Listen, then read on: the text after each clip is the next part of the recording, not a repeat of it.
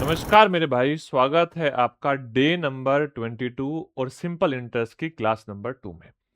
अगर आप चाहते हैं SSC, CGL, CHSL, CPO, SSC, GD, railway या स्टेट गवर्नमेंट के किसी भी एग्जाम में मैथ्स में फुल स्कोर करना, तो ये क्लास आपके लिए जरूरी है। इस क्लास में मैं आपको बिल्कुल बेसिक से टॉप लेवल तक के क्वेश्चंस कराऊंगा और एग्जाम में इनको करने के बाद में आपको कोई भी दिक्कत नहीं आएगी। तो सबसे पहले मैं आपको बता दूं, अगर आप नए हैं तो हमारा टेलीग्राम चैनल स्मार्ट विंग्स को ज्वाइन कर लेना। वहां पे इस क्लास की सॉल्यूशन की पीडीएफ, इस क्लास की प्रैक्टिस सीट और साथ के साथ इस टॉपिक के प्रीवियस ईयर के मोस्ट इंपोर्टेंट क्वेश्चंस आपको मिल जाएंगे हर एग्जाम से रिलेटेड। तो आइए सबसे पहले आज का क्वेश्चन करते हैं। क्वेश्चन नंबर 11 है। आपको बता दूं, इससे पहले 10 क्वेश्चन हो चुके हैं और बेसिक स्टार्ट हो चुका है। अगर आपने परसेंटेज और रेशो नहीं पढ़ा है तो आपको इस टॉपिक को कवर करने में बहुत मुश्किलों का सामना करना पड़ेगा। तो बेहतर है कि आप पहले परसेंटेज और रेशो टॉपिक को कंप्लीट कवर कर लें। तो आइए स्टार्ट करते हैं आज का क्वेश्चन। पहला क्वेश्चन, वैसे तो क्वेश्चन नंबर 11 है, लेकिन ये पहला क्वेश्चन है आज की क्लास का। देखो बड़े ध्यान से बात समझना। Rohan buy a bike price at 95,000। जो रोहन है 95,000 की एक बाइक खरीदता है। हमेशा ध्यान रखना, क्वेश्चन को पढ़ना उतना ही जरूरी है जितना क्वेश्चन को सोल्व करना। क्योंकि अगर आप क्वेश्चन नहीं पढ़ पाओगे तो सोल्व भी नहीं कर पाओगे। पहले क्वेश्चन को पढ़ना और समझना है। रोहन ने 95,000 की एक बाइक खरीदी। ही पे ₹25,000। उसने 25,000 रुपए एक बार के में पे कर दिए and the rest after 18 months. और जो बाकी पैसे थे उसने 18 महीने बाद चुकाए। On which he charge at the simple interest eight the rate of 10% per year. तो जो पैसे बचे थे उस पैसे पर उन्होंने 10% का क्या दिया, सिंपल इंटरेस्ट दिया। The total amount in rupees he pay for bike. तो बताइए उसने बाइक के लिए टोटल कितने पैसे पे किए। सबसे पहले एक बात ध्यान से समझना कि आपने देखो 95,000 तो पे करने थे। 95,000 में आपको इंटरेस्ट जोड़ देना है जो उसने इंटरेस्ट पे किया। अब वो इंटरेस्ट पे किस पे किया आपको ये पता करना पड़ेगा। सर इंटरेस्ट पे किस पे किया, यानी कि अगर आपसे मैं पूछूं कि प्रिंसिपल क्या था तो आप बोलोगे सर 95,000 में से हम अगर 25,000 घटा देंगे तो 70,000 बचेगा। ये रिमेनिंग 70,000 पर उसने इंटरेस्ट पे किया, यानी कि ब्याज दिया। अब इस 70,000 पर जो उसने इंटरेस्ट पे किया, वो इंटरेस्ट क्या था, वो 10% की रेट से पे किया और 18 महीने के लिए पे किया। अच्छा मैं आपसे पूछूं कि उसने कितना सिंपल इंटरेस्ट पे किया, तो आप बोलोगे सर 10% एक साल में पे करता था और समय था 18 महीने। अगर मैं 18 से गुणा कर दूं तो यहां पे आप बोलोगे सर इसको साल बनाने के लिए 12 से भाग भी देना पड़ेगा। यानी कि अगर महीने को आप साल में बदलना चाहते हो तो आपको 12 से भाग देना पड़ेगा। अब देखोगे, अगर यहां पे आप देखोगे 6 से भाग दोगे, 6 दूनी 12 और 6 ती 18, ऊपर 3 और नीचे 2, तो 3 गुणा 10 30 और 2 से भाग दोगे तो 15। यानी कि टोटल 15% वो ब्याज देगा। कितना ब्याज देगा, 15% ब्याज देगा। और ये 15% ब्याज किस पर दिया जाएगा, सर 70,000 पर उसने 15% ब्याज दिया होगा। उम्मीद करता हूं ये बात आपको समझ में आई होगी। अच्छा एक बात बताओ, अगर हम 70,000 का 1% बताना चाहे तो आप क्या बोलोगे। सर 100 से भाग दे दो या दो स्थान पे दशमलव लगा दो, यानी कि 700। 70,000 का 1% 700 है और 15% बताना है तो 15 से गुणा कर दो। 15 सते 105, यानी कि 10,500 रुपए। अगर आपसे मैं पूछूं सिंपल इंटरेस्ट कितना दिया तो आप बोलोगे 10,500 रुपए। अब ध्यान से बात को समझना, टोटल कितने पे किए, सर 95,000 तो ये पे किए आप बोलोगे, और 10,500 इंटरेस्ट दिया। तो टोटल यानी कि जो उसने अमाउंट पे किया वो कितना पे किया, 95,000 प्लस 10,500, 10,500। अब देखो ये कितना हो जाएगा, 105,000 यानी कि 1,05,500, 1,05,500 उस बाइक के लिए उसने टोटल 1,05,500 दिए। आपको मैं बताना चाहूंगा ये जो एग्जाम है, ये जो क्वेश्चन है, एक सिलेक्शन पोस्ट का एग्जाम होता है जिसका 12 फेज का एग्जाम था और 10वीं के लेवल वाले एग्जाम में ये क्वेश्चन आया था। उम्मीद करता हूं सभी बच्चों को इस क्वेश्चन का सॉल्यूशन समझ में आ गया होगा और किसी भी बच्चे को कोई डाउट नहीं होगा। मैं आपको फिर बताना चाहूंगा दोबारा, अगर आपको सिंपल इंटरेस्ट बताना है, अगर आपको सिंपल इंटरेस्ट बताना है, सिंपल इंटरेस्ट कितना परसेंट मिल रहा है, तो आपको रेट परसेंटेज में टाइम से मल्टीप्लाई करनी पड़ेगी। इस बात को हमेशा ध्यान रखना, और ये भी बात ध्यान रखना जो रेट है वो किसके रेस्पेक्ट में है। अगर रेट ईयर के रेस्पेक्ट में है तो समय भी ईयर होना चाहिए, रेट हाफ ईयरली के रेस्पेक्ट में है तो समय भी हाफ ईयरली में होना चाहिए। तो ध्यान से इन बातों को समझना। अब देखो नेक्स्ट क्वेश्चन बोल रहा है ₹50,000 is deposit in A bank account. एक बैंक अकाउंट में 50,000 रुपए डिपॉजिट किए गए। ओके, 50,000 डिपॉजिट कर दिए। There was already some money in account, वहां पे जो बैंक खाता था उसमें पहले से कुछ धन जमा था। Now bank give the 7,500 as simple interest in a year. अब देखो उसमें पहले से कुछ पैसे थे और बैंक ने क्या किया, अब यहां पर 7,500 रुपए ब्याज के रूप में दे दिए एक साल में।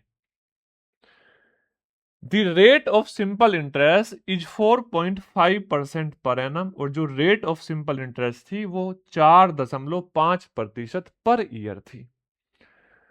How much money was already in the account, तो बताइए अकाउंट में पहले से कितना धन था, पहले से कितना धन था। अब ध्यान से बात समझना।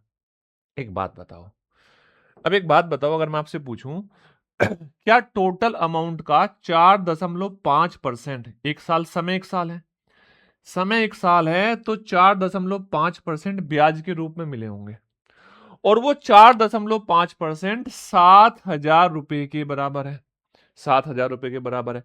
इसका मतलब जो टोटल था वो कितना था, आप बोलोगे सर 7,504% के बराबर है 4.5 के, तो 4.5 से हम इसको भाग दे देंगे और 100 से गुणा कर देंगे। Yes or no? तो यानी कि ये पता चल जाएगा total principal, total principal. Yes or no? यानी कि टोटल पैसे कितने पैसों पर हमने इंटरेस्ट चार्ज किया ये पता चल गया।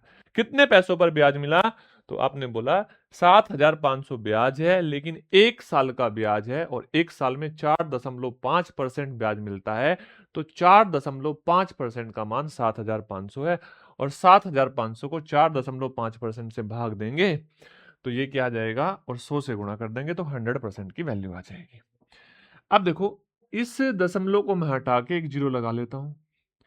15 से भाग देंगे 15 या 45, और 15 से भाग देंगे 15 पंजे 75, यानी कि 500। अब देखोगे ये आ जाएगा आपका 500, तो ये है, और 4 जीरो और लगा लो, कितने जीरो, 3 जीरो और लगा लो, यानी कि आया 5 लाख। और बटे में 3 है, बटे में 3 है, इसको सोल्व करेंगे तो ये आएगा 1,66,66,666.67, ये अप्रोक्सीमेट आएगा। यानी कि जो ब्याज मिला वो कुल कितने रुपए पर मिला, वो ब्याज मिला 1,66,666.67 रुपए पर ब्याज मिला। तो पूछ रहा है बताओ 50,000 तो उसने जमा किए थे, पहले से कितने थे खाते में, तो इसमें से इस 50,000 को घटा दो। तो 50,000 अगर आप इसमें से माइनस करोगे, 50,000 आप इसमें से माइनस करोगे तो ये आएगा आपका 1,16,666.67 रुपए। 1,16,000, अच्छा एक सिक्स कम आ गया ना, 1,16,666 रुपए, ठीक है ना, ये आ जाएगा। तो option number A that is your correct answer हो जाएगा। समझ में आ रही है बातें?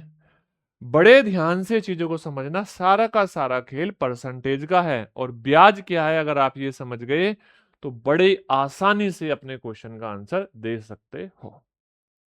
ठीक है, नेक्स्ट क्वेश्चन देखो, बड़ा प्यारा सा क्वेश्चन है। बोल रहा है कि 13,500 is sum of 13,500 amounts to 15,500 in 4 year at the rate of simple interest per annum. What is the rate of interest? बोल रहा है 13,500 रुपए की राशि 4 वर्षों में साधारण ब्याज की दर पर 15,500 हो जाती है। यानी कि हमारे पास एक प्रिंसिपल है 13,500 और वो 4 साल बाद 15,500 रुपए हो जाता है। तो पूछा है रेट ऑफ इंटरेस्ट बता दो। अगर मैं आपसे पूछूं सिंपल इंटरेस्ट बता दो, तो आपने कहा सर 15,500 में से 13,500 घटा दो। तो जैसे ही 15,500 में से 13,500 घटाओगे तो ये सिंपल इंटरेस्ट आ जाएगा कितना, 2,000। 2,000। तो इसका मतलब आपको ये बात समझ में आई कि 13,500 पे 4 साल में 2,000 रुपए ब्याज मिलता है। कितने साल में? 4 साल में। अच्छा ये बात याद रखना, ये सिंपल इंटरेस्ट जो आया ये 4 साल का था बेटा। अब मैंने पूछा आपसे, आप सिंपल इंटरेस्ट बताओ, साधारण ब्याज बताओ, लेकिन 1 साल का साधारण ब्याज बताओ भाई, क्योंकि रेट तो 1 साल पे बताई जाएगी। तो आपने कहा सर इस 2,000 को 4 से भाग दे दो, अपने आप 1 साल का आ जाएगा, यानी कि 2,000 को 4 हिस्सों में बांट दो। तो 1 साल का ब्याज आया 500। Yes or no? कुछ बच्चे बोलेंगे सर फॉर्मूले में रख के कर सकते हैं। हाँ बेटा फॉर्मूले में रख के कर सकते हैं, लेकिन यहां से आपकी अंडरस्टैंडिंग डेवलप होनी स्टार्ट होगी, जो आपके पेपर में क्वेश्चन आ रहे होंगे, नया क्वेश्चन आ रहा होगा, उसको भी सोल्व करने में हेल्प करेगी। तो 500 रुपए इंटरेस्ट मिला। अब ये 500 रुपए जो इंटरेस्ट मिला 1 साल का इंटरेस्ट है और किस पर है? 13,500 पर। बस आपको यही बताना है ये 500 इस 13,500 का कितना प्रतिशत है। तो यानी कि आपको रेट बताने के लिए, रेट परसेंटेज बताने के लिए बस ये बताना है कि जो ये 500 है ये इस 13,500 का कितना परसेंट है। तो बटे में 13,500 और इंटू 100। अब आप देखोगे 2 जीरो से ये 2 जीरो कट जाएगी, 5 से मैं ऊपर भाग दूंगा तो 100 आएगा और 5 से नीचे भाग दूंगा 27 आएगा। 27 या 81, शेषफल बचा 19, 3 सही 19 बटे 27% क्या हो जाएगी? रेट ऑफ इंटरेस्ट ईयरली हो जाएगी। कितनी हो जाएगी? वार्षिक ब्याज की दर हो जाएगी 3 सही 19 बटे 27। 3 सही 19 बटे 27, option number D that is your correct answer. ठीक है, ऑप्शन नंबर डी आपके क्वेश्चन का सही उत्तर हो गया। अब देखो बेटा नेक्स्ट टाइप क्या है, वो सिंपल सा क्वेश्चन है, ध्यान से चीजों को समझना। इसको दो तरीके से हम क्वेश्चन को करेंगे। देखो बोला at what rate of simple interest can a sum of money becomes 4 times of itself. यानी कि आपसे बोल रहा है एक सिंपल इंटरेस्ट की दर पर, किस सिंपल इंटरेस्ट की दर पर, यानी कि आपसे सिंपल इंटरेस्ट की रेट पूछी है, एक धन है जो 15 साल में अपने का 4 गुना हो जाता है। अच्छा एक बात बताओ, अगर मैं यहां से कहूं प्रिंसिपल और अमाउंट, तो आप क्या बोलोगे? सर अगर प्रिंसिपल 1 है तो इसका अगर 4 गुना किया जाए तो आपका जो अमाउंट यानी कि मिश्रधन हो जाएगा वो 4 हो जाएगा। ठीक है, अब यहां से आपसे मैं पूछूं ब्याज कितना मिला, तो आप बोलोगे 3 ब्याज मिला। कितना ब्याज मिला? 3। अच्छा एक बात बताओ, एक बात बताना बड़े ध्यान से। एक तो तरीका ये है कि मैं बोलूं 3 ब्याज मिला 1 साल में, 15 साल में कितना मिला, तो 15 से इसको भाग दे देंगे। हाँ या ना? सिंपल सी बात है। पर यहां पे बेटा आपका क्वेश्चन में कंफ्यूजन और कैलकुलेशन बढ़ जाएगी। आप इसको 15 से भाग दो, लेकिन पहले इसको क्या कर लो, पहले इसको 100 बना लो और इसको 400 बना लो। आपने बोला क्यों बनाया? इसको बना लो 300, क्योंकि ये ब्याज है। क्यों बनाया? क्योंकि आपको पता है सर, जब हमें रेट ऑफ इंटरेस्ट बतानी होती है 100 रुपए में 1 साल में कितना ब्याज मिल रहा है, यही तो बताना होता है। और आपने देख लिया, जब ये कुछ टाइम्स हो रहा हो तो इस स्थिति में आपका मूलधन तो 100 हो गया। अब 100 रुपए पर 300 ब्याज मिल रहा है, कितने साल में? 15 में। 1 साल में कितना मिलेगा? अब इसको 15 से भाग दे दो, सीधा सीधा आंसर आ जाएगा। और 15 से इसको भाग दे दोगे तो आंसर आ जाएगा 20%।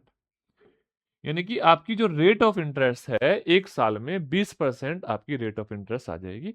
15 से भाग दोगे तो 20 आएगा। आप समझे, 100 रुपए पर 20 रुपए ब्याज मिला 1 साल में, तो इसका मतलब रेट ऑफ इंटरेस्ट ही 20% है। 100 रुपए पर मिलने वाला ब्याज ही रेट ऑफ इंटरेस्ट होती है। ये बात मैंने कल आपको समझाई थी।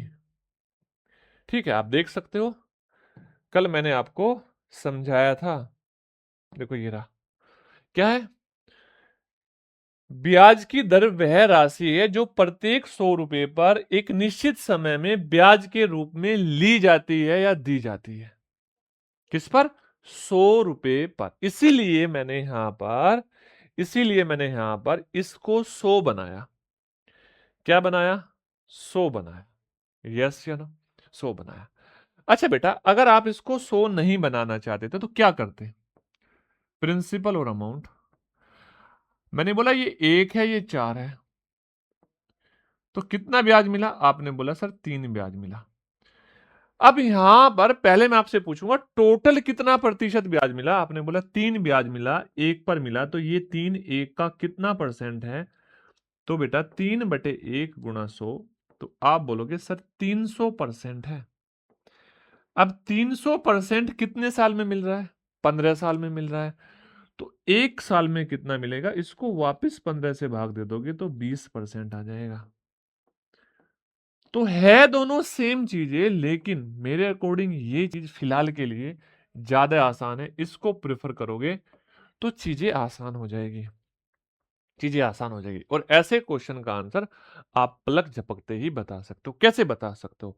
देखो, आपको भी पता है 4 गुना होने का मतलब, अगर परसेंटेज पढ़ा है तो 400% हुआ।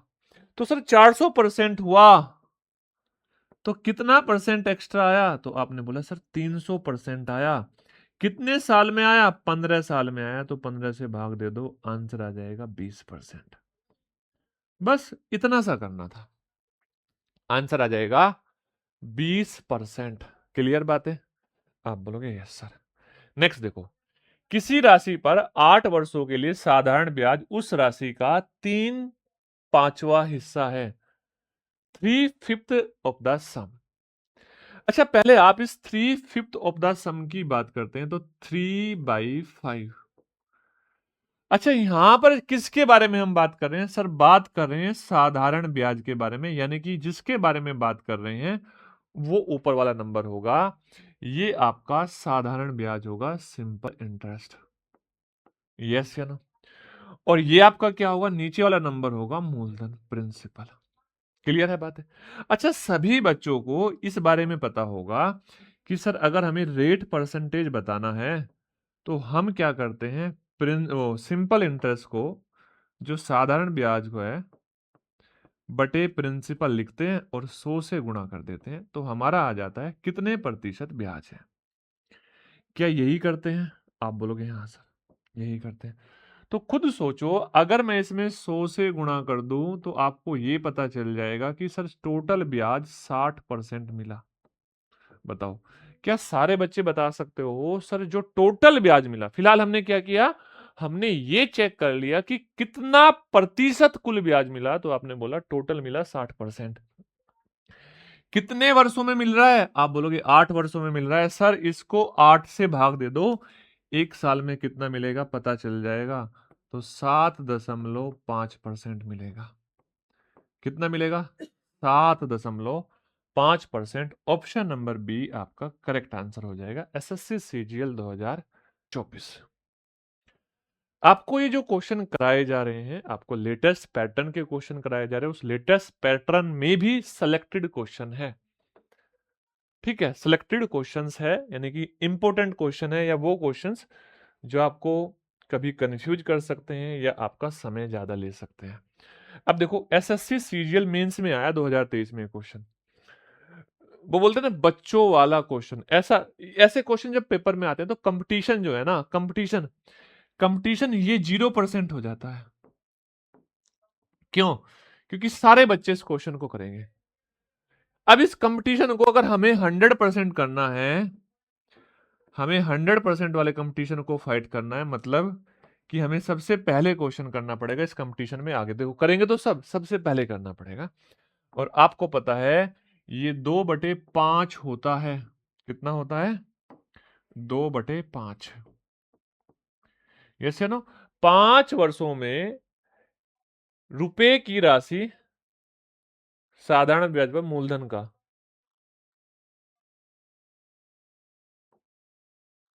ये कुछ है, इज एक्स ब्याज की दर ज्ञात करो। एक मिनट को, question in the 5 year the simple interest of amount rupees x is. अच्छा बेटा, यहाँ पे ये एक्स ये आना चाहिए, यहाँ ये एक्स यहाँ नहीं होना चाहिए, हिंदी में ये एक्स यहाँ होना चाहिए। ठीक है, उसको वहां से हटा दो। बोला है 5 वर्षों में एक्स रुपए की कोई धनराशि है जिसका साधारण ब्याज मूलधन का 2/5 है। इन 5 year the simple interest on an amount of rupees x is 2/5। तो आप ये बताओ, क्या यहां से आपको पता चल रहा है सर ये प्रिंसिपल है बटे वाला, और ऊपर वाला सिंपल इंटरेस्ट है? अगर मैं आपसे पूछूं कितना परसेंट ब्याज मिला, टोटल कितना परसेंट ब्याज मिला, तो आप बोलोगे 100 से भाग गुणा कर दो। 100 से गुणा कर दोगे तो 40% आ जाएगा। 40% तो कुल ब्याज मिला, लेकिन ये 40% कितने वर्षों में मिला? 5 वर्षों में मिला। डिवाइड बाई 5, 5 से भाग दोगे 8 आ जाएगा।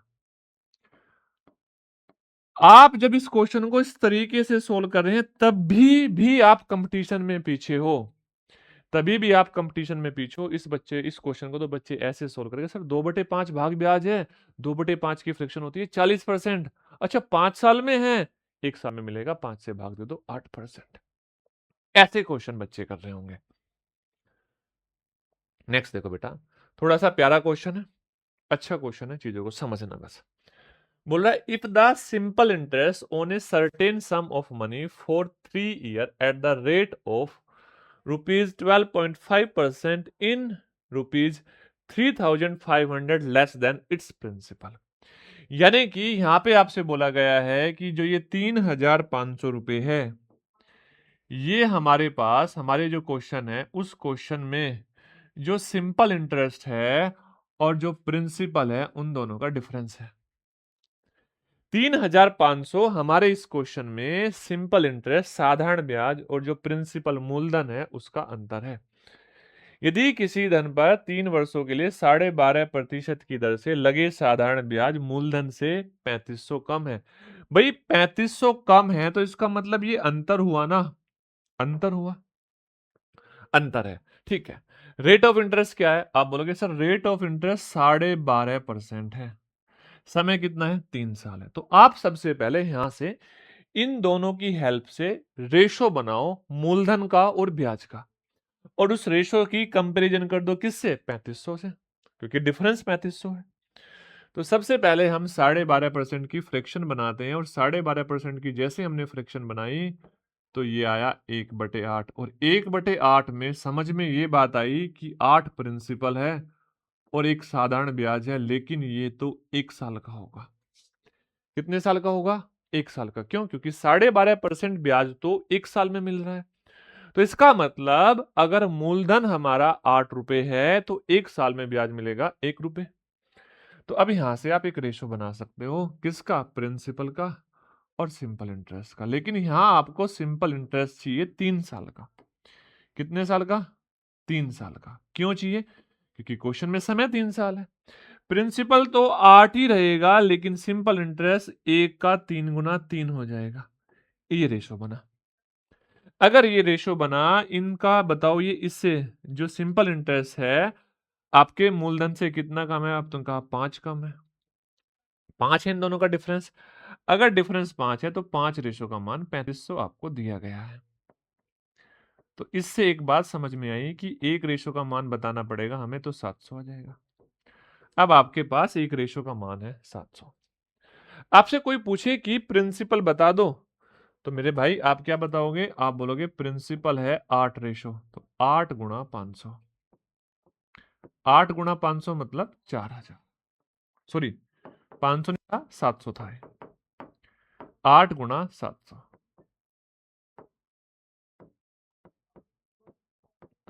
तो ये कितना आ जाएगा सर? ये आ जाएगा 5600। अगर मैं आपसे पूछूं सिंपल इंटरेस्ट कितना है, तो आप बोलोगे 3 रेशो है, तो 3 गुणा 700 यानी कि 2100। तो आपको दोनों चीजें मिल गई। आपको क्या मिल गया? आपको प्रिंसिपल भी मिल गया, मूलधन भी मिल गया, और आपको सिंपल इंटरेस्ट भी मिल गया।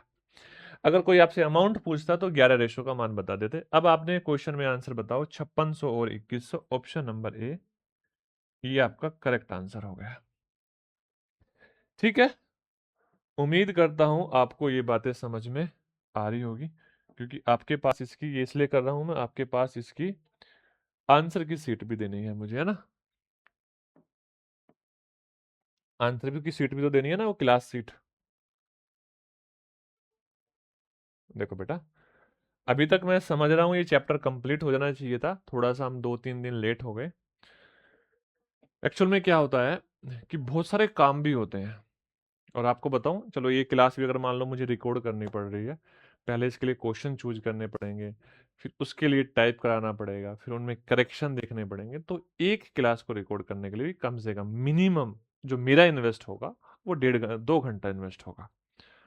ठीक है, तो आप परेशान मत हो, आपका समय से सारी चीजें करा दी जाएगी। अगर बोला है तो पूरा कराऊंगा, तो फिर मैं पूरा ही कराऊंगा, बीच में चीजें नहीं छोड़ूंगा। हाँ, 1-2 दिन का बीच में छुट्टियां हो सकती है, जैसे मान लो दिवाली आ रही है, दिवाली पे छुट्टी हो सकती है, घर पे जाना पड़ेगा, है ना? तो परेशान मत होना, आपको सारी चीजें टाइम से टाइम मिलती रहेगी। देखो ध्यान से, नेक्स्ट क्वेश्चन। लेकिन कोशिश ये है कि दिवाली से पहले आपका कंपाउंड इंटरेस्ट भी कंप्लीट हो जाए, क्योंकि अभी दिवाली में आपके कितने दिन है? अभी लगभग 8 दिन है, तो 8 दिन में आपका कंपाउंड इंटरेस्ट भी कंप्लीट हो जाए, कोशिश मेरी यही रहेगी।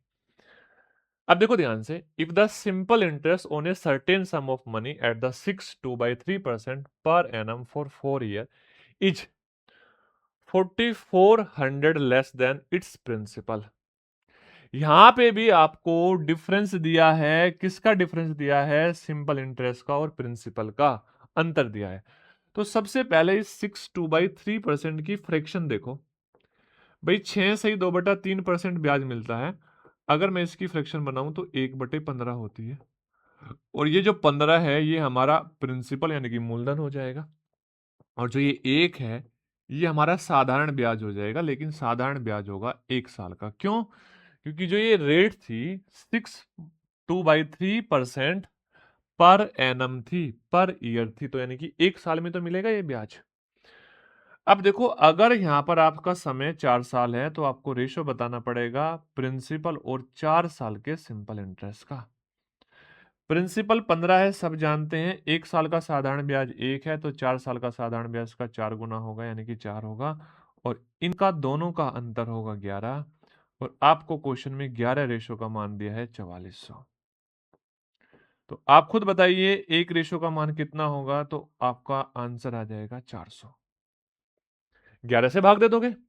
अब अगर आपका आंसर 400 है और आपको मूलधन बताना है, तो 15 रेशो का मान बताना पड़ेगा, यानी कि 15 में 400 से गुणा करेंगे। 15 चौका 60 होता है, और 2 जीरो और लगा देंगे, यानी कि 6000। इसी प्रकार से अगर आपसे सिंपल इंटरेस्ट भी पूछा है, तो यहां भी आप 400 से गुणा कर दो, और आप देखोगे 4 चौक 1600, यानी कि आपका प्रिंसिपल 6000 है और आपका सिंपल इंटरेस्ट 1600 है। और option number C, that is your correct answer. ये आपके क्वेश्चन का बिल्कुल सही, सही और सटीक उत्तर है। ठीक है, चलो आगे बढ़ते हैं, ध्यान से बात समझना।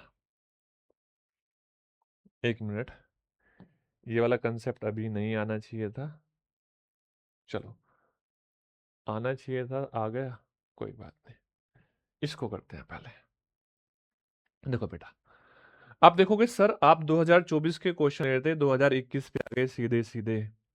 भाई ये कंसेप्ट 2021 से स्टार्ट हुआ था, बीच में ये नहीं आ रहा है, लेकिन ये बहुत बेहतरीन और अल्टीमेट कंसेप्ट है। यहाँ से क्वेश्चन एसएससी सीजीएल मेंस में भी आया हुआ है, यहाँ से क्वेश्चन एमटीएस में भी आया हुआ है, यहाँ से क्वेश्चन एसएससी जीडी में भी आया हुआ है। ठीक है, हर एग्जाम में यहाँ से क्वेश्चन आया है और बहुत बेहतरीन क्वेश्चन होते हैं अगर आप चीजों को समझ पाओ। तो आपको सबसे पहले कुछ चीजों को बेसिक को थोड़ा सा और समझना पड़ेगा, बेसिक को और समझना पड़ेगा। आप देखो, अगर मैं आपसे बोलूं कि एक फॉर्मूला होता है, क्या होता है कि simple interest is equal to principal into rate और इनटू टाइम अपॉन 100। ये साधारण ब्याज का फॉर्मूला होता है, ये बात आप सभी जानते हैं। ठीक है, बड़े ध्यान से चीजों को समझना। क्लियर है? पहले मैं पहले कंसेप्ट की बात करता हूं। अच्छा बेटा, मैं इस क्वेश्चन में आपको बोल देता हूं, इस क्वेश्चन में बोल देता हूं कि आपका रेट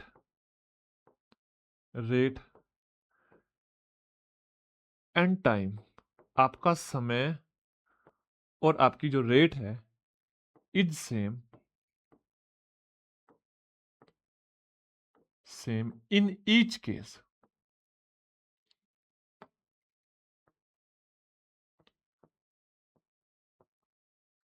मतलब कहना मैं ये चाह रहा हूं, अगर हम दो अलग अलग स्थितियों की बात कर रहे हैं, दो अलग अलग सिचुएशन की बात कर रहे हैं, तो जो ये आपका रेट है और ये टाइम है, ये बदल नहीं रहा है। जो रेट पहले वाले केस में है वही रेट दूसरे वाले केस में है, और जो टाइम पहले वाले केस में है वही टाइम दूसरे वाले केस में है। मैंने बोला दो केस कैसे, जैसे पहला केस हुआ, मान लो पहला केस है सिंपल इंटरेस्ट बदल रहा होगा, सिंपल इंटरेस्ट 1 बराबर प्रिंसिपल 1 इंटू रेट और इंटू टाइम अपॉन 100। हाँ या ना? आप बोलोगे यस सर। अच्छा ध्यान से समझना, अगर मैं दूसरे वाले केस की बात करूं, सेकंड केस की बात करूं, रेट और टाइम सेम है, सिंपल इंटरेस्ट 2, भाई दूसरे वाला केस है, दूसरा सिंपल इंटरेस्ट होगा, principal 2 into rate into time upon 100। हाँ या ना? अगर मैं यहां पर अब आपको बोलूं पहली इक्वेशन को दूसरी से भाग दे दो, पहली को दूसरी से भाग देखो, देखो एक तो 100 से 100 कट जाएगा, एक आर इंटू टी यानी कि रेट और टाइम की मल्टीप्लाई से ये कट जाएंगे, तो रिजल्ट क्या बनेगा? रिजल्ट ये बनेगा simple interest 1 upon simple interest 2 बराबर प्रिंसिपल 1 अपॉन प्रिंसिपल 2। ये बनेगा, हाँ या ना? अच्छा बेटा, मैं आपको इसको एक दूसरे तरीके से लिख सकता हूं। दूसरा तरीका ये है कि सिंपल इंटरेस्ट 1 अपॉन प्रिंसिपल 1 बराबर सिंपल इंटरेस्ट 2 अपॉन प्रिंसिपल 2। ऐसा मैंने कैसे लिख दिया? मैंने देखा इस प्रिंसिपल को इधर ले आओ नीचे बटे में, और इस सिंपल इंटरेस्ट को ऊपर ले आओ। अब आपको इस बात को याद रखना है। कौन से वाली स्थिति में याद रखना है आपको इस बात को? सर इस वाली स्थिति में हमें याद रखना है। आप सिंपल सी बातों को समझो, ध्यान से एक बात समझो। अगर मान लो मैं एग्जाम्पल दूं, मान लो मैं एक एग्जाम्पल दूं और मैं आपको बोलूं कि रेट है आपकी 10%, टाइम है आपका 50, टाइम है आपका 50 नहीं 5 साल। तो आप मुझे बताओ सिंपल इंटरेस्ट, अगर ये दो अलग अलग केस की बात है तो सिंपल इंटरेस्ट दोनों केस में 50% ही मिलेगा, हाँ या ना? 50% ही मिलेगा। और दोनों केस में प्रिंसिपल और सिंपल इंटरेस्ट का रेशो, प्रिंसिपल 100 है तो सिंपल इंटरेस्ट 50 है, प्रिंसिपल 2 है 50 से भाग दोगे तो सिंपल इंटरेस्ट 1 है। क्या दोनों केस में प्रिंसिपल और सिंपल इंटरेस्ट का रेशो समान होगा? तो हम भी तो यही कह रहे हैं सर, प्रिंसिपल और सिंपल इंटरेस्ट का रेशो पहले वाले केस में और प्रिंसिपल और सिंपल इंटरेस्ट का रेशो दूसरे वाले केस में सेम होगा, लेकिन कब होगा? जब रेट और टाइम फिक्स है प्रत्येक केस में। प्रत्येक स्थिति में रेट और टाइम क्या है? फिक्स है। डन है बातें? क्या इस बात को आप याद रख पाओगे? क्या इस बात को आप याद रख पाओगे? क्या याद रखना है? याद रखना है सर, जब रेट और टाइम फिक्स हो दो अलग के अलग केस में, तो प्रिंसिपल का और सिंपल इंटरेस्ट का जो रेशो होता है वो सेम होता है, यानी कि सिंपल इंटरेस्ट पहले वाले केस में और प्रिंसिपल पहले वाले केस का, सिंपल इंटरेस्ट सेकंड वाले केस में और प्रिंसिपल सेकंड वाले केस में, सिंपल इंटरेस्ट थर्ड वाले केस में, सिंपल इंटरेस्ट थर्ड वाले केस में और प्रिंसिपल भी थर्ड वाले केस में। ये कहानी चलती रहती है। अब कितने भी केस बना लो, लेकिन आपके एग्जाम में दो ही केस होंगे, और दो जब केस होंगे तो आपको बस इतने सा डाटा याद रखना। अच्छा, इसको याद रखना आपके लिए मुश्किल है, लेकिन आपको इस बात को याद रखना आसान है सर, पहले वाले केस में सिंपल इंटरेस्ट और प्रिंसिपल साधारण ब्याज और मूलधन का वही अनुपात होगा जो अनुपात दूसरे वाले केस में होगा। क्लियर है बातें? आप बोलोगे यस सर, बात समझ में आ गई। चलो इस क्वेश्चन को समझो। बोला if x y and z are the three sum of money such that y is the simple interest on x. इस बात को देखो, y जो है, y is the simple interest on x। y simple interest है और x क्या है? प्रिंसिपल है। And z is the simple interest on y, यानी कि z आपका साधारण ब्याज है और y आपका मूलधन है। At the same time, at the same time, at the same rate. अब बताओ काम की बात कहां है? काम की बात यहां पर है sir, at the same time and the same rate. अगर सेम टाइम और सेम रेट क्वेश्चन में दिया गया है तो इनका रिलेशन क्या बनेगा? सर पहले वाले केस में जो अनुपात सिंपल इंटरेस्ट का साधारण ब्याज का मूलधन के साथ होगा, वही अनुपात दूसरे वाले केस में साधारण ब्याज का मूलधन के साथ होगा। तो बताओ पहले वाले केस में साधारण ब्याज है y और मूलधन है आपका x, तो y अपॉन x। हमने क्या किया? हमने साधारण ब्याज बटे मूलधन लिख दिया। अगर मैंने आपसे बोला कि पहले वाले केस में साधारण ब्याज और मूलधन हमें लिखना है, ठीक है, तो पहले वाले केस में साधारण ब्याज क्या है? y x का साधारण ब्याज है, तो y अपॉन x। y हमने क्या किया? साधारण ब्याज बता दिया, और x मूलधन। z y का, तो z अगर साधारण ब्याज है तो y मूलधन है। दोनों की क्रॉस मल्टीप्लाई करोगे तो y स्क्वायर बराबर आ जाएगा x into Z. Yes or no? अब देखो आपके एक ऑप्शन में ये आंसर मिल रहा होगा, रिलेशन इनका ये बन के आएगा सर y स्क्वायर बराबर x into Z, option number D. ठीक है, बात समझ में आ गई? Yes or no? Important concept, इसको याद रखना। नेक्स्ट देखो ध्यान से, नेक्स्ट क्वेश्चन क्या है? This simple interest on a sum of rupees 2800 at the end of 3 year, at the end of 3 year is 4200। देखो 2800 अगर मूलधन है तो सिंपल इंटरेस्ट क्या है? आप बोलोगे सर 420 है, और समय कितना है? 3 साल है। रेट दी है? नहीं, रेट अभी नहीं दी। बोला what will be the simple interest on the 3200 at the same rate for the same time. बताओ क्या बोल रहा है? 3 साल के अंत में 2800 पे तो 420 ब्याज मिलता है। अब बताओ उसी दर से, उसी दर से और समान समय अवधि के लिए 3200 पे कितना ब्याज मिलेगा? तो आपको क्या करना है? आपको बोलना है सर पहले वाली सिचुएशन में जो सिंपल इंटरेस्ट का और प्रिंसिपल का अनुपात होगा, वही अनुपात दूसरे वाली सिचुएशन में होगा। पहले वाली सिचुएशन में 420 आपका क्या है? सिंपल इंटरेस्ट है, 2800 आपका प्रिंसिपल है। दूसरे वाली सिचुएशन में मान लो सिंपल इंटरेस्ट x है, भाई नहीं दिया तो मान लो वही अनुपात होना है, और बटे 3200, बटे 3200।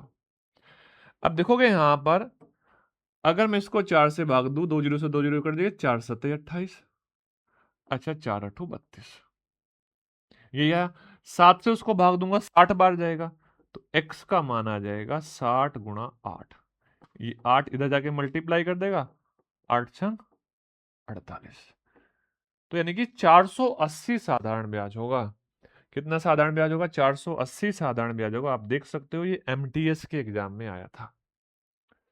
किसके एग्जाम में आया था? एमटीएस के एग्जाम में आया था। डन है बातें? अब देखो ध्यान से, अगर मैं आपसे कहूं इस क्वेश्चन के बारे में, ये एसएससी सीजीएल मेंस 2021 में आया, सेम ही क्वेश्चन है। देखो ध्यान से, बोला है 8400 रुपए की राशि, एक निश्चित राशि, सॉरी, 8400 रुपए की राशि एक निश्चित समय में, अच्छा समय निश्चित समय बोल दिया, निश्चित समय में प्रति वर्ष 8.7% के साधारण ब्याज की दर पर इतने रुपए हो जाती है। ठीक है, तो आप देखो यहां से एक बात समझ में आई, सर मूलधन हमें पता है, मिश्रधन हमें पता है, अमाउंट हमें पता है, तो हमें ब्याज भी पता है, इन दोनों का अंतर होगा। ठीक है, ओके। रेट कितनी है? 8.75। यदि उसी समय के लिए, उसी समय के लिए उसी दर पर, तो कहानी तो क्वेश्चन की यहीं खत्म हो गई। सेम टाइम और सेम रेट, सुना था ना वो गाना? गाना सुना है कभी किसी ने पंजाबी मूवी का, है ना? सेम टाइम सेम जगह। हाँ, सुनना देखना कभी, इंटरेस्ट आएगा। देखो ध्यान से, सर हमें यहां से ये पता चला कि सेम टाइम सेम जगह है, तो सिंपल इंटरेस्ट और प्रिंसिपल का दोनों वाले केस में रेशो सेम होगा।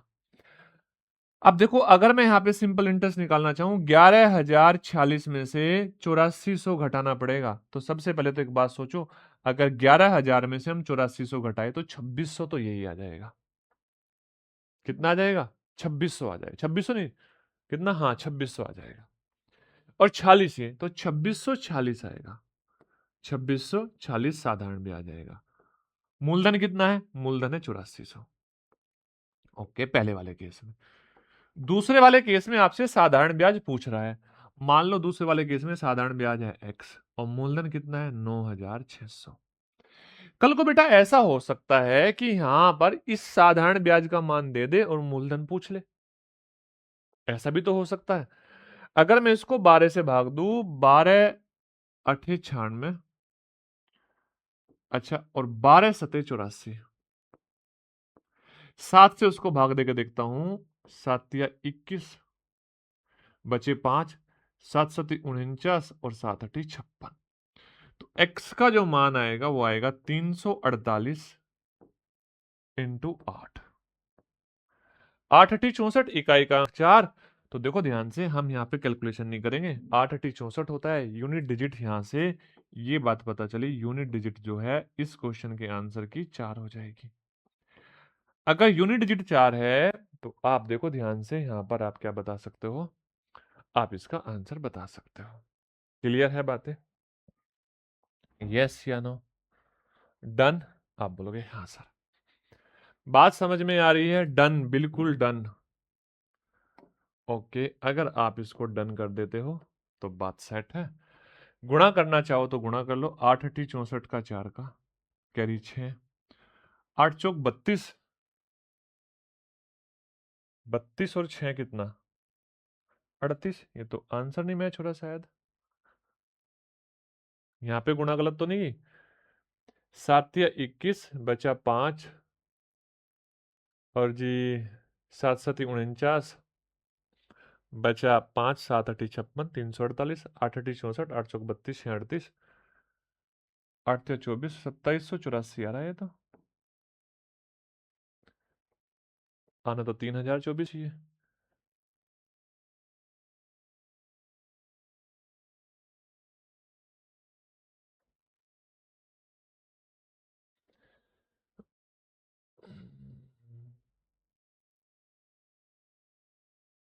अरे रे रे रे रे, हाँ, ये मिस्टेक हो गई। यूनिट डिजिट तो हमने सही ली, यहाँ पे 378 होना चाहिए था ना, 7 7 49, 7 8 56, हाँ ये होना चाहिए था। ठीक है, अब देखो 8 8 64, 8 7 56, 56 में 6 जोड़ोगे तो कितना आ जाएगा? 62 आ जाएगा। 62 आ गया। अच्छा 8 तिया 24, 24 6 30।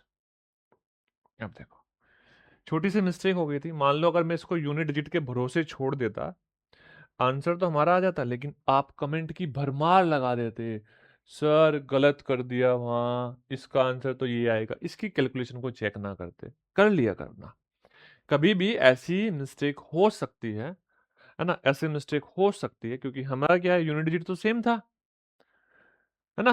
ये सिली मिस्टेक कभी किसी से भी हो सकती है, ह्यूमन एरर है। ठीक है, वो तो हमने कैलकुलेट करके देख लिया, तो पता चला कि हाँ यहाँ पे छोटी सी मिस्टेक थी। अच्छा अब एक बात ध्यान से समझ लो दोबारा, इसी चीज में, इसी कंसेप्ट में आपको कुछ चीजें और समझनी है। क्या सर सिर्फ रेट और टाइम सेम होंगे? अच्छा मैं आपसे ये कहना चाह रहा हूं, ध्यान से चीजों को समझना। आप इस फॉर्मूले को अगर फोकस करोगे, तो जब हम रिलेशन बना रहे होंगे, आप इस चीज को समझ लो, जब रिलेशन बना रहे होंगे तो जो इक्वल है वो हट जाएंगे, और 100 तो हमेशा हट जाएगा, ये 100 तो हमेशा हट जाएगा, और जो इक्वल है वो हट जाएंगे, बाकी बचों का रेशो बन जाएगा। फर्स्ट कंडीशन में और सेकंड कंडीशन में सोचो ध्यान से, यहां से इक्वल क्या थे पहले वाली कंडीशन में, दूसरे वाली कंडीशन रेट और टाइम हट गए, क्या बचा? सर यहां से 100 भी हट गया, कॉमन होकर कट जाएगा, तो सिंपल इंटरेस्ट और प्रिंसिपल। तो पहले वाले केस में सिंपल इंटरेस्ट और प्रिंसिपल का जो रेशो होगा वही दूसरे वाले केस में होगा। ठीक है, अब इस चीज को इस तरीके से समझना, देखो मैं यहां पर ही आपको इस चीज को एक्सप्लेन कर देता हूं। जैसे हमारे पास ये फॉर्मूला है कि सर सिंपल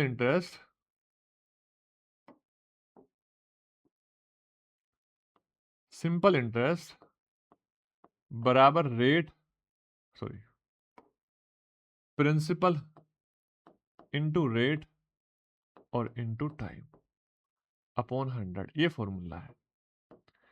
अगर मैं यहां से आपसे बोलूं पहले वाला केस, है ना, पहले वाला केस जो हम डिस्कस कर चुके हैं, फर्स्ट केस, 3 अलग अलग केस बनाऊंगा मैं ना।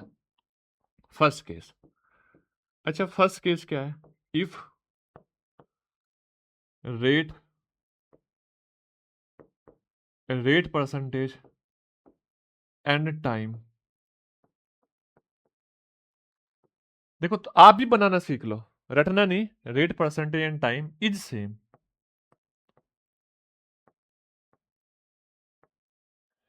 इन ईच केस, है ना, इन ईच केस। तो रिलेशन क्या बनेगा आप इस बात को समझो, रिलेशन क्या बनेगा इस बात को समझो। आप अपने क्वेश्चन में से भूल जाओ कि रेट है और भूल जाओ कि टाइम है जो इक्वल है, और 100 तो कॉमन आके कट ही जाता है। तो आपके पास दो चीजें बची, सिंपल इंटरेस्ट और प्रिंसिपल। तो आप कह सकते हो फर्स्ट केस में जो सिंपल इंटरेस्ट का प्रिंसिपल के साथ में रेशो होगा, वही सेकंड वाले केस में सिंपल इंटरेस्ट का प्रिंसिपल के साथ में रेशो होगा। आप ये बात डायरेक्टली बोल सकते हो, ये चीज मैं आपको ऑलरेडी प्रूफ भी कर चुका हूं। ठीक है, तो ये बात आपको ऑलरेडी पता थी। अब अपने क्वेश्चन को देखो, यहां पे क्या क्या चीजें सेम दी है, देखो ध्यान से। बोल रहा है साधारण ब्याज पर एक राशि 7 वर्षों में दुगनी हो गई। ठीक है, साधारण ब्याज पर समान दर से, यानी कि यहां पे आपको क्या दिया है सेम, एक तो समान दर, जो दर पहले थी वही, समान दर पर राशि कितने वर्षों में 4 गुना हो जाएगी, यानी कि जो राशि पहले थी उसी राशि की यहां पे बात कर रहा है, यानी कि प्रिंसिपल और क्या बात कर रहे हैं यहां पर, ध्यान से चीजों को समझना, प्रिंसिपल और सेकंड केस क्या है, सेकंड केस आप लिख सकते हो sir, if principal and P and rate R, P and R is same. तो क्या दो चीज बची आप ये बताओ, इस फॉर्मूले में क्या दो चीज बची? अगर मैं यहां पे प्रिंसिपल और रेट को सेम कर दूं, तो टाइम और सिंपल इंटरेस्ट बचेगा। यानी कि पहले वाले केस में जो टाइम का और सिंपल इंटरेस्ट का रेशो होगा, यानी कि सिंपल इंटरेस्ट 1 अपॉन टाइम 1 बराबर दूसरे वाले केस में भी वही होगा, simple interest upon 2 upon time 2। यही होगा ना? आप बोलोगे यहां सर। अच्छा, इसको मैं ऐसा भी तो लिख सकता हूं सर, क्या हम इसको उल्टा करके नहीं लिख सकते अपनी चॉइस के अकॉर्डिंग? कैसे सर? हम टाइम को ऊपर लिख ले, टाइम 1 अपॉन सिंपल इंटरेस्ट 1। हाँ बेटा, आप इसको ऐसा भी लिख सकते हैं, इसमें भी लिख सकते हैं ऐसा, ठीक है, बराबर time 2 upon simple interest 2। Clear है कंसेप्ट? आप बोलोगे हाँ सर, कंसेप्ट क्लियर है। अच्छा, तीसरी कंडीशन क्या हो सकती है? तीसरी कंडीशन हो सकती है इफ है ना, if P and time, principal and time is same. और याद रखना, in both case, in each case, मैं यहां पे नहीं लिख रहा हूं, लेकिन याद रखना इन ईच केस, प्रत्येक स्थिति में। तो प्रिंसिपल को और टाइम को इग्नोर कर दो, पी को और टाइम को इग्नोर कर दो, बचेगा रेशो किसका? रिलेशन सर इन दो का बचेगा, सिंपल इंटरेस्ट और रेट।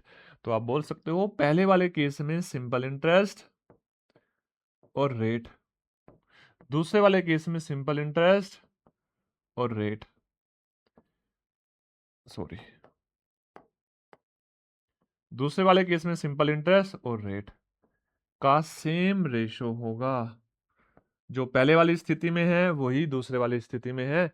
इसको मैं ऐसा भी लिख सकता हूं, उल्टा लिख सकता हूं, यानी कि रेट को ऊपर लिख सकता हूं, R1 अपॉन सिंपल इंटरेस्ट 1 बराबर R2 अपॉन सिंपल इंटरेस्ट 2।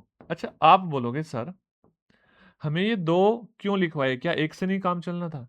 बेटा, आपको अगर कैलकुलेशन से बचना है, मान लो आपके क्वेश्चन में जिस चीज को पूछा जाए, मान लो सिंपल इंटरेस्ट से रिलेटेड चीजें पूछी जाए तो सिंपल इंटरेस्ट को ऊपर रख लो, रेट से रिलेटेड चीजें पूछी जाए तो रेट को ऊपर रख लो, जैसे टाइम से तो टाइम को ऊपर रख लो, है ना? जिससे रिलेटेड चीजें पूछी जाए उसको ऊपर रख लो और फर्स्ट रिलेशन को बना दो दूसरे से रिलेट करके।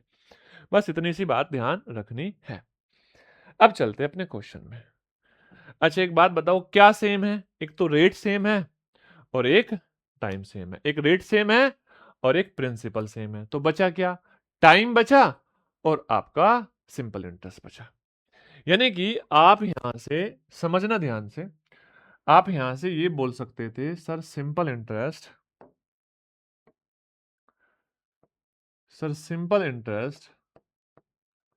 1 अपॉन टाइम 1 बराबर सिंपल इंटरेस्ट 2 अपॉन टाइम 2। ये बात आपके दिमाग में सेट होनी चाहिए थी।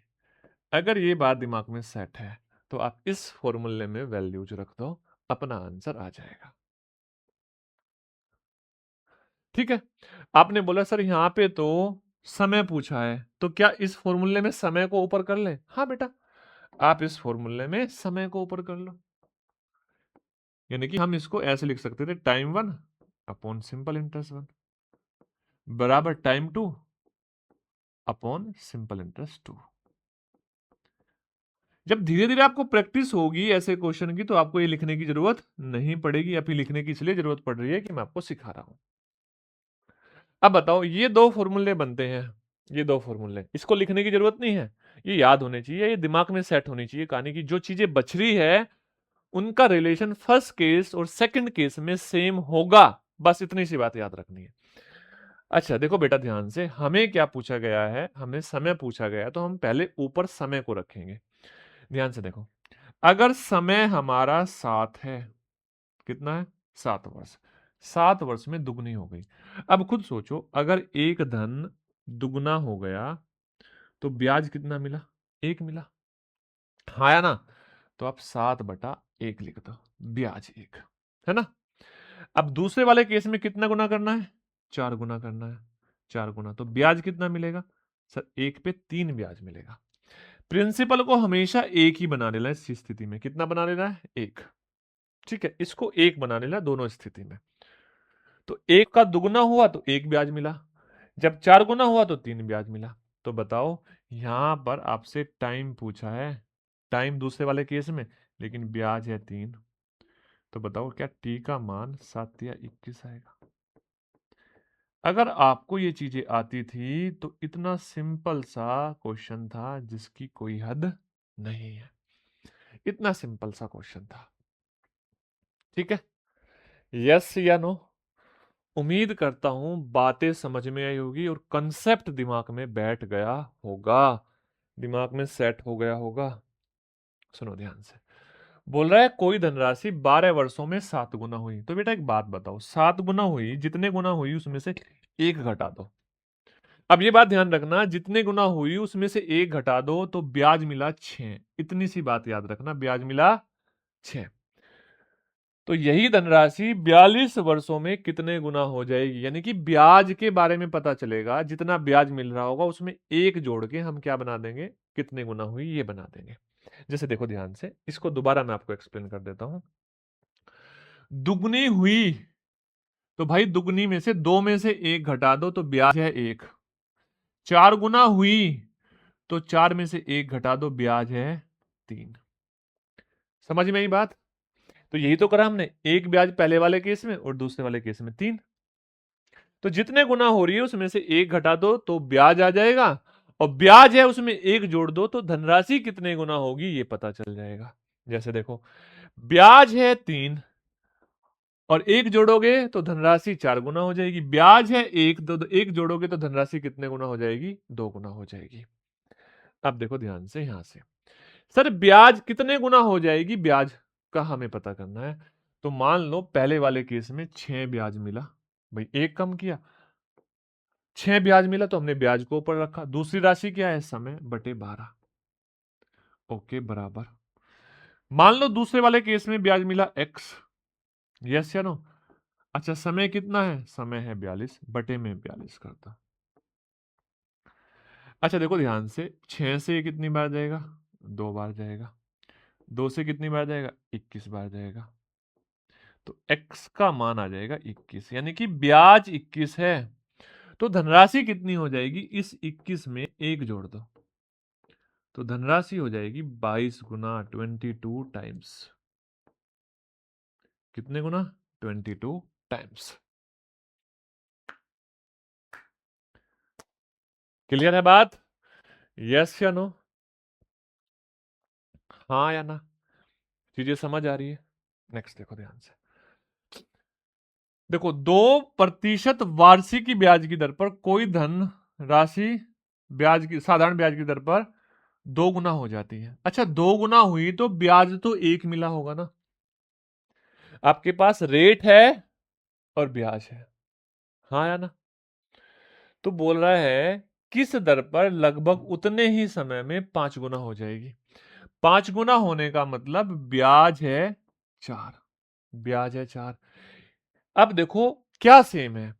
सर यहां पे दो ही चीजें बच रही है, एक रेट और एक ब्याज। तो रेट और ब्याज का जो रेशो पहले में होगा वही दूसरे में होगा। तो देखो, ब्याज पहले में 2% है, ये सॉरी रेट 2% है और ब्याज 1 है बटे 1। दूसरे वाले में रेट x% है और ब्याज कितना है? ब्याज है 4। तो x का मान हो जाएगा 4 गुणा 2, यानी कि 8%। 8%। उम्मीद करता हूं यहां तक की बात आपको समझ में आ गई होगी। उम्मीद करता हूं यहां तक की बात आपको समझ में आ गई होगी। मैंने यहां पर रेट अपॉन सिंपल इंटरेस्ट का रेशो लिख दिया, बस ये किया मैंने फर्स्ट केस और सेकंड केस में, क्योंकि ये दो ही चीज बची थी, यही दो चीज बची थी। तो इसको मैंने लिख दिया। और कहां से आ रही है ये? आपको मैंने देखो यहां पर सारी चीजें देखो, ये इसका प्रूफ है, यहाँ पे मैंने एक्सप्लेन किया और एक्सप्लेन करने के बाद मैंने यहाँ पे आपको लिखना सिखाया। ठीक है, क्लियर है बातें? आप बोलोगे हाँ सर समझ में आ रहा है। अगर समझ में आ रहा है तो ये क्वेश्चन देखो, अगर आप इस क्वेश्चन को कर पाओगे तो बहुत बेहतर रहेगा। देखो, एक धनराशि 7.5 वर्षों में, समय 7.5 वर्ष है, इतने गुना हो जाती है 8/3, वो 11/8 गुना। और वही धनराशि स्वयं की 19/12 गुना होने में कितना समय लेगी। यानी कि यहां से आप दो चीजें पता कर सकते हो, तो ब्याज और एक टाइम। और पूछा क्या है? टाइम। तो रेशो बनेगा आपका किसका? टाइम अपॉन सिंपल इंटरेस्ट का, फर्स्ट केस और सेकंड केस। ध्यान से देखना बेटा, फर्स्ट केस में आपका जो टाइम है वो 7.5 वर्ष है, 7.5 बटे सिंपल इंटरेस्ट कितना है? तो मैंने क्या बताया था, इसमें से जितने गुना हो रहा है उसमें से एक घटा दो, तो 3/8 आ जाएगा। हाँ या ना? कितना आ जाएगा? 3/8। तो यहां से इसको आप बड़ा लिख लो और यहाँ पे 3/8 लिख लो। ठीक है, चलो दूसरे वाले केस में जो समय है वो x है मान लो। अब 19/12 में से आप घटा दो एक को, तो जो ब्याज मिलेगा वो मिलेगा 7/12। एक ही तो घटाना है, 7/12। और यहां पे ये आपका क्या है? 7/12 है। ठीक है, चीजों को बड़े ध्यान से समझना। अब देखो, अगर मैं इसको इससे भाग दूं तो ये आ जाएगा 2.5। Yes or no? अच्छा, 8 की गुणा करूंगा 2.5 में तो 20 आएगा। अब देखो ये आया 20, ये इधर जाके गुणा करेगा 20/7 और बटे 12। किसके बराबर है सर? x के बराबर है, बराबर x। यही तो होगा, x के बराबर है। x हमसे पूछा है कि समय कितना लगेगा या टाइम।